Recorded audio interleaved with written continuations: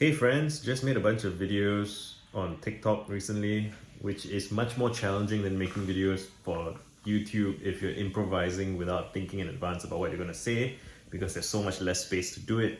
And it does make me think faster, I think. Kind of like the difference between tweeting and writing essays. And it's been interesting. I just got back from a couple of weeks of military reservice, which is why I had to cut my hair. So I had a video from a while back about how I had to cut my hair. And I'm preparing for the baby, clearing out my house, moving stuff around, and what else? I'm pretty excited about. I guess I've been sleeping pretty well for a while, which is why I feel better than usual, maybe. So I'm just about to go to bed tonight, and I don't think it's even midnight yet. But I thought I would just make a video just to see how it goes. What else?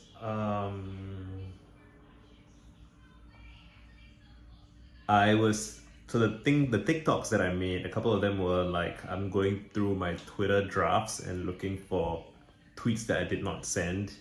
And usually if I don't send a tweet, it's because there's a bunch of reasons why I might not send a tweet.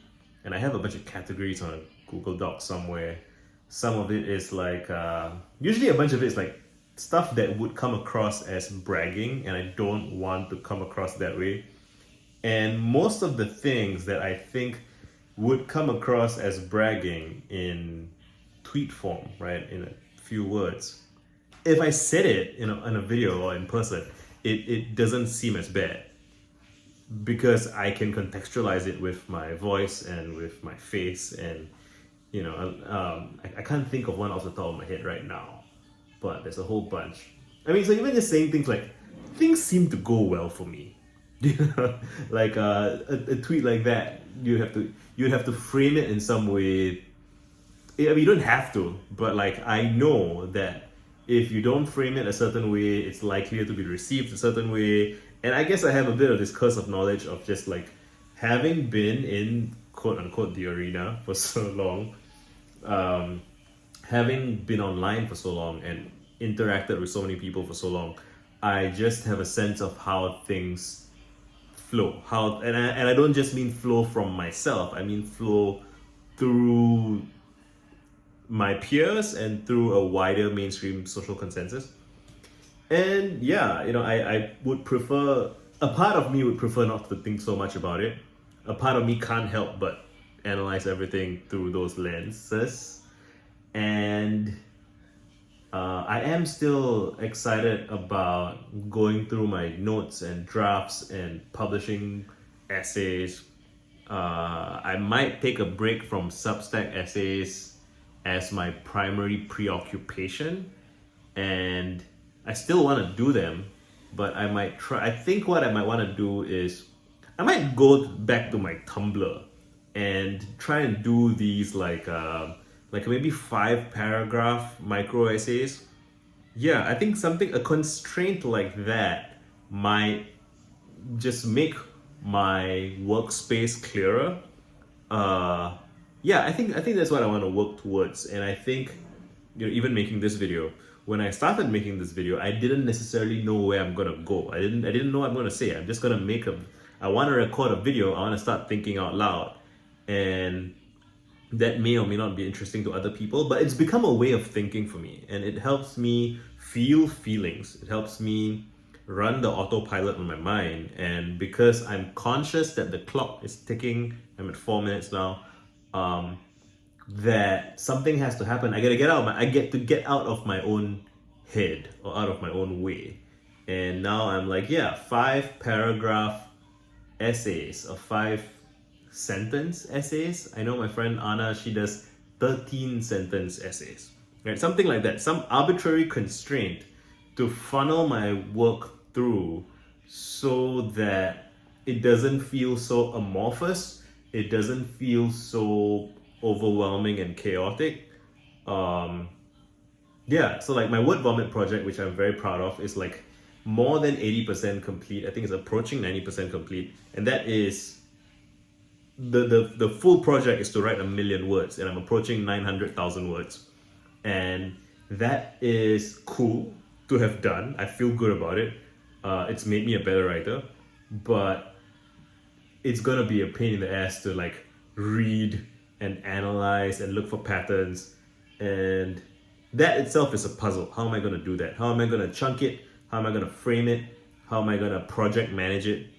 And yeah, I guess another thing I want to say is I have this recurring frustration with being misunderstood. This is one of my oldest tropes. Like, part of the reason I'm a writer in the first place and why I make videos and do everything I do is because I wish to be understood. And the semi-tragic irony is, the better you get at being understood, the more popular you will be. I mean, so skipping a bunch of steps, but like the more visible you will be in certain respects. You can design against this if you want, but like I do want to be understood and visible. I feel like I was always hyper visible to a degree that I had no control over, and now maybe I have some control over it. But like, since I've taught myself to enjoy it somewhat. But you know, if you watch my videos, you know that I am not making videos with the intent of getting as much visibility as possible, right? I'm not using flashy thumbnails. I'm not even making the content that I know that I want to make that would be popular, because I'm not in a rush to become popular, because I want to take my time, grow my audience very slowly and organically, and I want to optimize for a better comment section. I want people to leave thoughtful comments and make friends with each other in those comments, and grow a culture. That's what I really want to do. But I might be erring on the side of being overcautious at this point.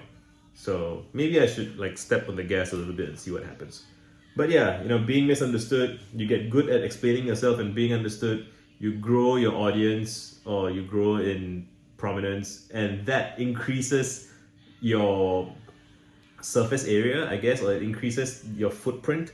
And then there are all these additional people on the periphery who will misunderstand you and even be motivated to misunderstand you. And that's just part of the game. It's kind of funny and strange, but it is what it is. I think I'll end that here. It's kind of a recap video. Maybe I just wanted to talk out loud for a bit. And yeah, 5-paragraph essays. Maybe I'll call it that. Maybe I'll call it something else. But yeah, I've been craving some kind of creative challenge that is orthogonal to everything else I've been doing. I think that's why I've been making TikToks as well. Yeah, maybe I should make TikToks about not just my Twitter drafts, but my Substack drafts. But that feels too constrained. A minute is not enough space to talk about those things, which is why I've been trying to write essays about them. But I could probably talk about them for like 10-20 minutes. I do believe one of my last videos was about me talking about emotional knotedness, and in other words. So I should just keep doing those and make a bunch of YouTube videos about the essays on the right. Sometimes I need to remind myself of these things, because it seems like a good idea, feels like it probably is a good idea, but you know, because it's new and unfamiliar, you just lose it and you have to come back to it and repeat and reiterate, and that's just a part of the process. So yeah, I'm gonna make more videos talking about my essays drafts, and then we'll see what happens. Thanks for hanging out. Done.